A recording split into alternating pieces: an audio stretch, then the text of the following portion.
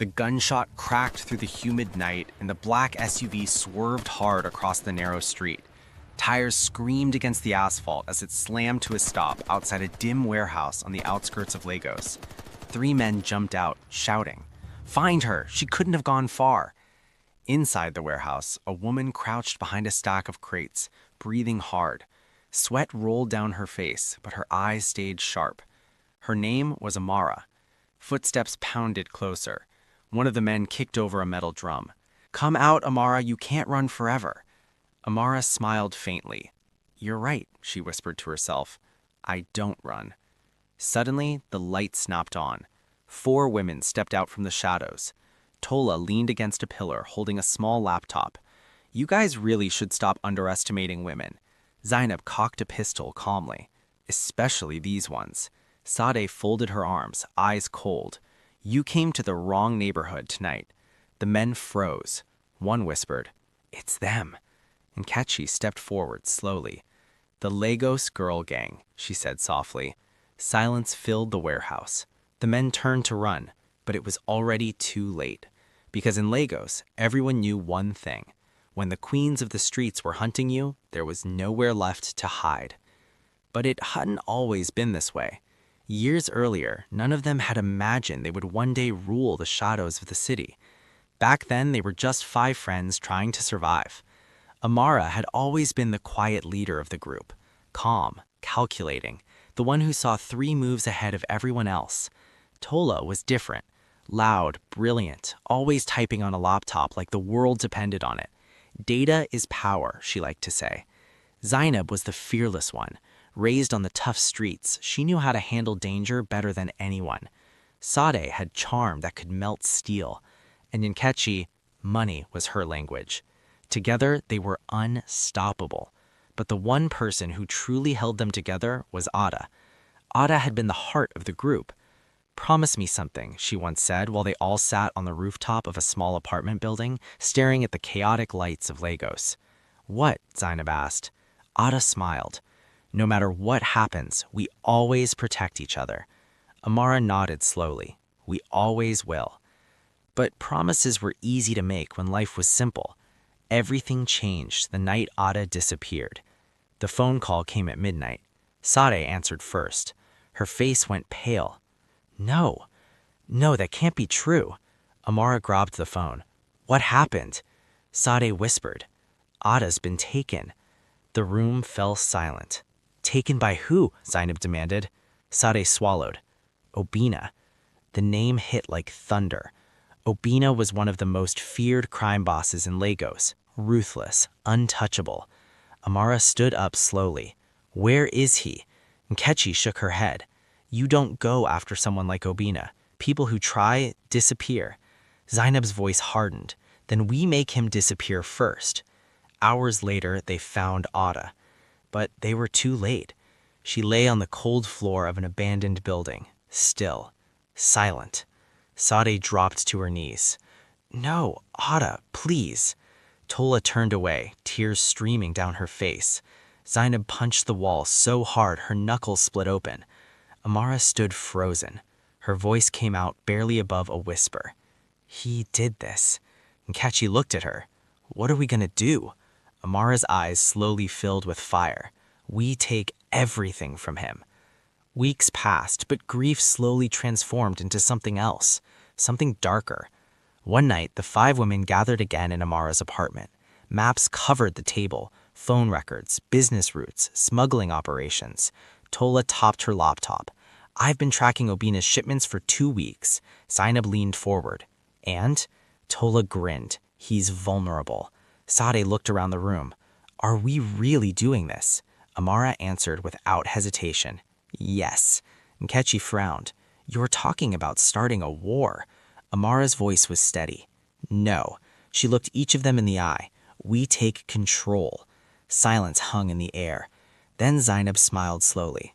"I like the sound of that." That was the night the Lagos Girl Gang was born. At first, no one noticed. A shipment disappeared, a warehouse burned down, money vanished from accounts. Obina began losing power piece by piece. He slammed his fist on a table during one meeting with his men. "Who is doing this to me?" No one answered, because no one knew. Meanwhile, the women moved quietly, strategically, ruthlessly. One night, Zainab returned from a mission with a satisfied grin. Another one of his roots is gone. Tola spun her laptop around, and I just drained 3 million from his offshore account. Sade laughed. Oh, this is fun. But Amara stayed serious. This isn't over yet. Weeks later, Obina finally discovered the truth. A terrified informant stood in front of him. Boss, it's not a gang of men. Obina narrowed his eyes. Then who? The informant swallowed. Women. The room erupted in laughter, but Obina didn't laugh. What women? The informant whispered. They call themselves the Queens of the Streets. Across Lagos, whispers began spreading. A mysterious female gang was dismantling powerful criminals. People were afraid, but some people were impressed. One night, the 5 women sat together again, watching the city lights. Sade grinned to herself. Did you hear what they're calling us now? Zainab smirked. Yeah. Nkechi raised a glass. To the Lagos Girl Gang. They all clinked glasses. But Amara stared quietly into the distance. Tola noticed. What's wrong? Amara's voice was low. Obino won't stay quiet forever. Almost as if the city itself heard her words, danger was already moving, because Obina had finally decided to fight back. And when powerful men lose everything, they become the most dangerous enemies imaginable. And the war for Lagos was only just beginning. Obina didn't wait long. The next night, one of the Lagos Girl Gang's safe houses went up in flames. Zainab arrived first, jumping out of her bike before it even stopped moving. Amara, she shouted, running toward the burning building. Firefighters were already there, struggling to contain the blaze. Thick smoke filled the air. Tola pulled up seconds later, coughing as she stepped out. This wasn't random, she said quickly. This was targeted. Sade's voice trembled. Was anyone inside? Nkechi shook her head. No, we cleared it yesterday. Amara stood silently, watching the flames consume what used to be their base. Then she spoke. He knows. Zainab clenched her fists. Good. I was getting tired of hiding. Amara turned sharply. This is not the time for emotions. Zainab stepped closer. They burned our place. And they're trying to provoke us, Amara snapped. Don't give them what they want. Silence fell. Tola broke it softly. He's escalating. Amara nodded. So we escalate smarter. But Obino wasn't done. 2 days later, Sade received a message. She stared at her phone, her face slowly losing color. Nkechi noticed immediately. What is it? Sade's voice came out shaky. It's a video. Amara grabbed the phone. The video played. A man was tied to a chair, bruised and bleeding. It was one of their informants. Obina stepped into the frame, smiling. Queens of the Streets, he said calmly. You've been very busy. Zainab hissed. I'll chill him. Quiet, Amara said. On the screen, Obina leaned closer to the camera. You took from me. Now I take from you. He nodded. A gunshot rang out. The video ended. Sade gasped. No, that can't be true. Tola slammed her laptop shut. This just became personal. Amara's face hardened. It always was. Zainab paced the room like a caged animal. We hit him tonight. No, Amara said immediately. No? Zainab turned. No! Zainab's voice rose. He just killed one of ours. And that's exactly why we don't rush, Amara replied coldly. He wants us angry. He wants us careless. Nkechi nodded slowly. She's right. Zainab scoffed. So we do nothing? Amara stepped forward. We do something worse. Silence. Tola leaned in. I'm listening. Amara pointed to the map on the table. We take his strongest operation. Sade frowned. Which one? Amara's eyes darkened. His main distribution hub. The room went still. Even Zainab paused. That's heavily guarded. Exactly, Amara replied. If it falls, he falls. Tola's fingers were already moving. I can shut down their security system for exactly 6 minutes. Zainab smirked. That's all I need. Sade looked uneasy. This is risky. Amara turned to her. So is doing nothing. Hours later, they were in position. The warehouse stood tall, surrounded by armed guards. Zainab checked her weapon. Say the word. Tola's voice came through the earpiece. Cameras going down in 3, 2, 1, now. The lights flickered. Go, Amara said. Zainab moved like a shadow, taking down the first guard before he could even react. Sade slipped in through the side entrance. Nkechi stayed back, monitoring movements. Inside, chaos unfolded quickly. Clear, Zainab whispered. Left side secured, Sade ended. Tola's voice cracked. You've got incoming. Backup is arriving faster than expected. Amara frowned. How fast? 2 minutes, maybe less. Zainab smirked. Then we move faster. Gunshots echoed. Crates were smashed. Drugs and cash were destroyed. Sade shouted, We need to go. Amara looked around. Not yet. Zainab turned. What do you mean, not yet? Amara pointed ahead. There, at the center of the warehouse, stood a locked office. Zainab raised an eyebrow. You think that's his records? Amara nodded. Everything we need to finish him. Tola's voice cracked slightly. You have 30 seconds. Zainab kicked the door open. Inside, files, computers, and cash filled the room. Jackpot, she muttered. Amara grabbed a hard drive. This is it. Suddenly, footsteps, voices. They're here, Sade shouted. Gunfire erupted again. Move, Amara ordered. They ran. Bullets chased them out of the building. Zainab fired back, covering their escape. They jumped into the car just as more men flooded the area. Drive, Nkechi yelled. The car sped off into the Lagos night. Breathing hard, the women sat in silence for a moment. Then Tola laughed. We actually pulled that off. Zainab leaned back. That was fun. But Amara didn't smile. She stared at the hard drive in her hand. This ends soon. Back in his mansion, Obina watched the aftermath. His empire burning, his men defeated, his power slipping. He picked up his phone slowly. Prepare everything, he said quietly. The voice on the other end hesitated. Everything, sir? Obina's eyes darkened. Yes. He hung up. Then whispered to himself.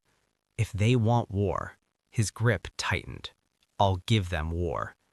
Back at their hideout, the women gathered around Tola's laptop. Let's see what we got, she said. She plugged in the hard drive. Files opened. Transactions, names, locations. Then, Tola froze. What is it? Nkechi asked. Tola's voice dropped. There's something else here. Amara stepped closer. Show me. The screen displayed a list of names. Familiar names, powerful names, politicians, police officers, business leaders. Sade gasped. He owns all of them? Zainab shook her head. No, this is bigger than we thought. Amara's expression turned deadly calm. This isn't just a gang, she looked at them. It's a system. Silence filled the room. Then Nkechi spoke quietly. If we expose this, we don't just take down Obina.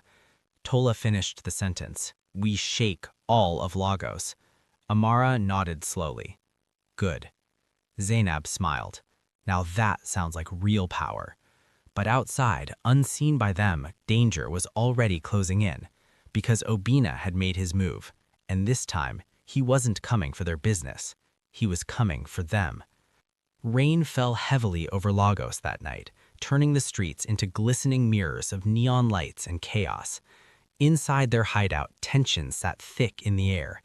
Tola kept scrolling through the files, her fingers moving fast, but her face tight. This is bad, Tola muttered. Nkechi crossed her arms. How bad? Tola didn't look up. Government officials, police commanders, judges. Obina didn't just build a gang, he built protection. Sade shook her head slowly. So even if we expose him, they could bury it. Zainab scoffed. Then we don't expose it, we destroy everything. Amara stood still, her mind racing. No, she said quietly. We use it. All eyes turned to her. We don't just fight him anymore, Amara continued. We control the narrative. We decide what falls and when. Zainab smirked. Now you're talking. But before anyone could respond, a loud crash echoed from outside. Everyone froze. Another crash. Then, gunshots. Down, Zainab shouted. Bullets ripped through the windows, glass shattering everywhere. Sadeh screamed, dropping to the floor. They found us. Zainab grabbed her gun instantly, moving toward the entrance. How? Nkechi yelled. Tola's face went pale. I don't know. Amara's voice cut through the chaos. Positions, now. The door burst open. Armed men flooded in. Gunfire exploded across the room. Zainab fired first, taking down one attacker immediately. Move, move, she shouted. Sadeh crawled behind a table, trembling. This isn't happening. This isn't happening. Amara pulled her up sharply. Stay with me. Tola ducked behind her laptop desk, typing furiously even as bullets flew. I'm trying to jam their comms. Do it faster, Nkechi yelled, dragging a wounded arm away from broken glass. The fight was brutal, close, relentless. Zainab moved like a storm, taking out attackers one after another. But they kept coming. They're too many, Sadeh cried. Amara's eyes scanned quickly. We're leaving, now. Zainab frowned. What? We can hold them. No, Amara snapped. This is not a fight we win here. Another explosion shook the building. Back exit, Nkechi shouted. They ran. Gunfire chased them out of the alley. A car screeched to a stop. Get in, Nkechi yelled. They jumped into the car just as more men poured out behind them. Drive, Amara ordered. The car sped off into watery tires. For a moment, no one spoke. Only heavy breathing filled the car. Then Sadeh broke. They almost killed us. Her voice cracked. They almost killed us. Zainab slammed her fist against the seat. Good, now it's personal for everyone. Tola shook her head, still shaken. No, no, something's wrong. Amara turned slowly. What do you mean? Tola swallowed. They found us too easily. Silence. Nkechi's voice dropped. You think there's a leak? No one answered, because the thought was already there, growing, dangerous. Zainab looked at each of them. Say it. Sadeh immediately shook her head. No. Zainab's voice hardened. Then how did they find us? Tension exploded inside the car. Enough, Amara's voice cut through sharply. Everyone went quiet. Amara's eyes were cold. We don't turn on each other. Zainab leaned back, but her jaw stayed tight. Then we find out who's talking. Tola whispered. Or what's tracking us? Amara nodded slowly. We go dark. Hours later, they arrived at an abandoned building far from their usual territory. Rain still poured outside.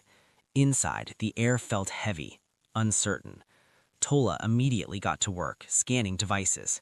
No phones, no trackers, no signals, she said after a while. Nkechi frowned. Then how? A slow realization spread across Amara's face. Not a device. They all looked at her. Someone told him. Silence. Thick. Uncomfortable. Sadeh's voice trembled. You really think one of us would do that? No one answered immediately. Zainab stood up slowly. I don't think, she said. I know betrayal when I see it. Sadeh's eyes filled with anger. So you're accusing us now? I'm saying we stop pretending everything is perfect, Zainab fired back. Tola looked between them nervously. This isn't helping. Nkechi spoke quietly. If there is a traitor, we need to know. Amara stepped forward. There is no traitor. Zainab turned sharply. You can't be sure. Amara held her gaze. I am.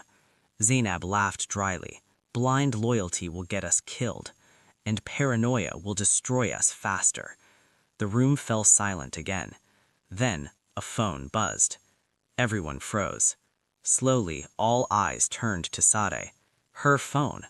Sadeh looked terrified. I didn't. Zainab moved instantly, snatching the phone.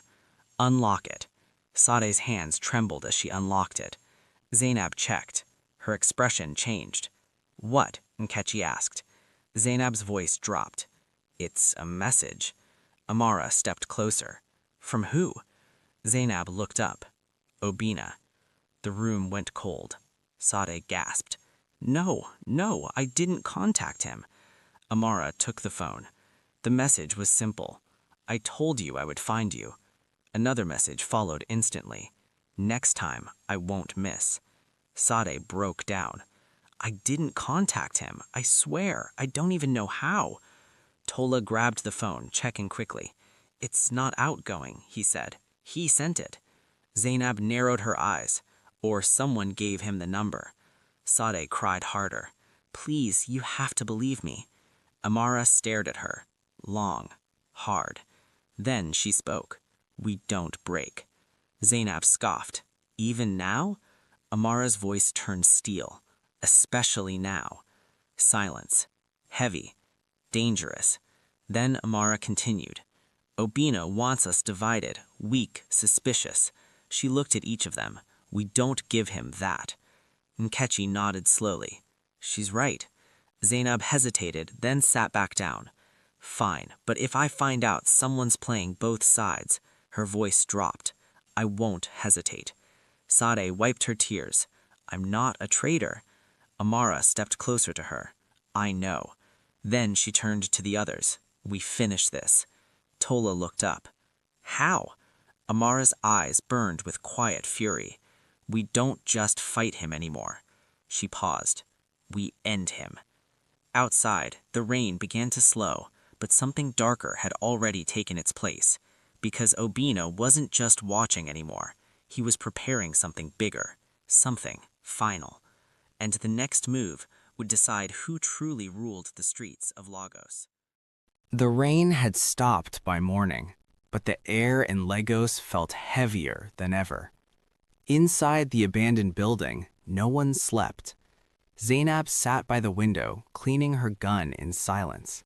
Tola stared at her laptop, running the same checks again and again. Nkechi paced slowly, calculating risks in her head. Sade sat quietly in a corner, her eyes swollen but determined. Amara stood in the center of the room, thinking. Then she finally spoke. We end this today. Everyone looked up. Zainab stood immediately.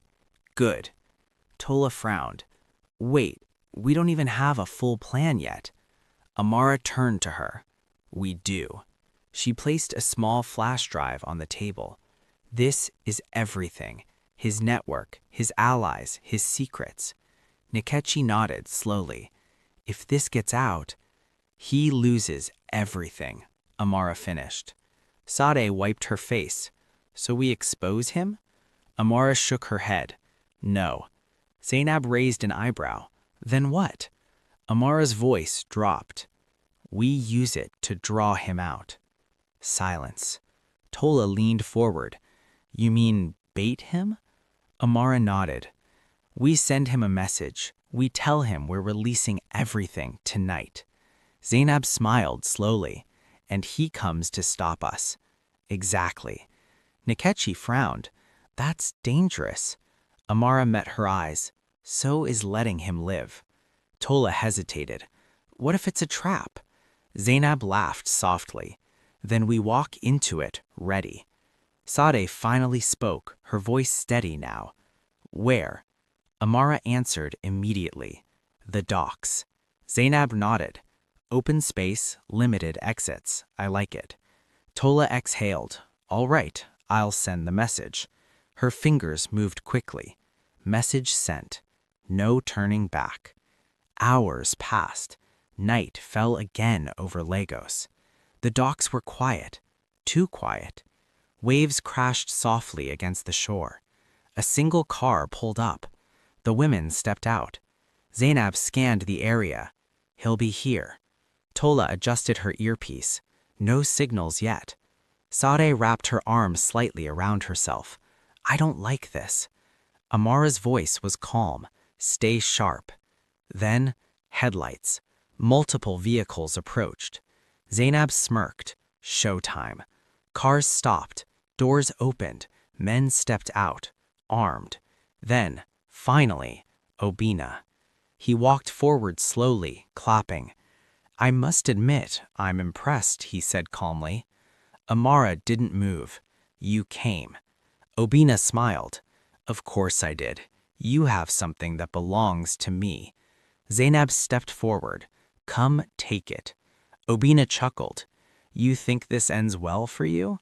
Amara's voice was steady. It already has. Obina's eyes narrowed. What does that mean? Tola spoke from behind. It means your empire is already falling. She held up her laptop. Every file, every name, scheduled to go public.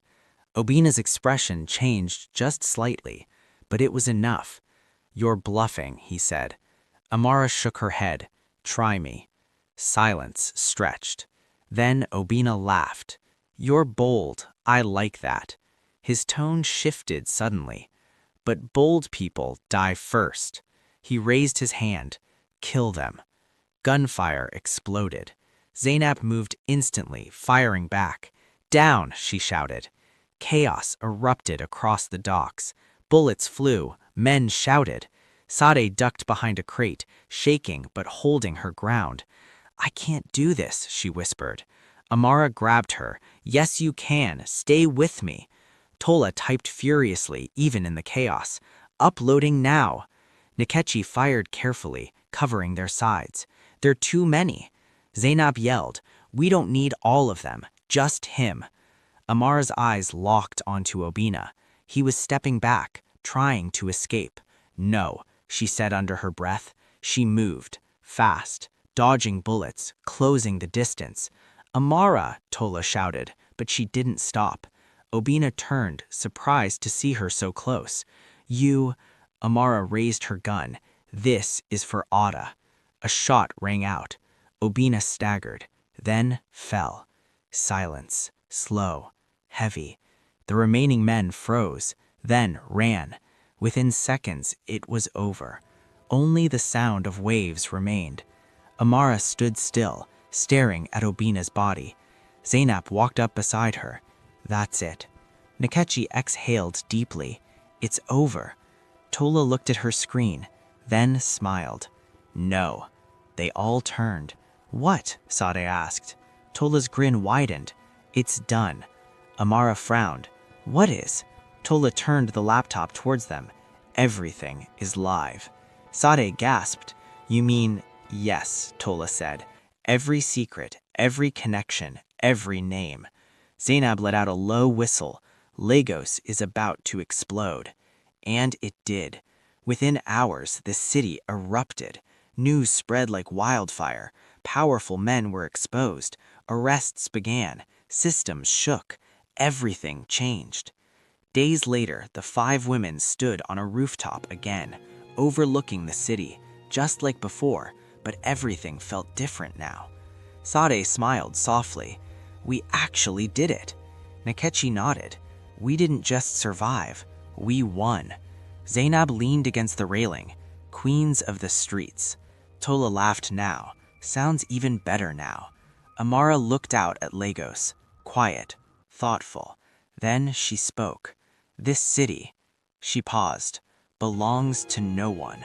Zainab smirked. Except us. Amara allowed a small smile. Maybe.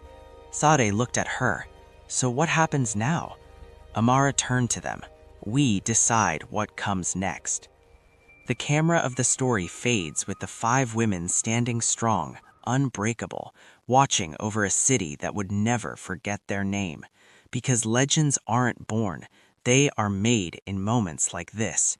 And the Lagos Girl Gang? They were just getting started. If you enjoyed this story, don't forget to like, comment, and subscribe to YouTube for more powerful stories like this. Because in Storyverse, there's always another story waiting.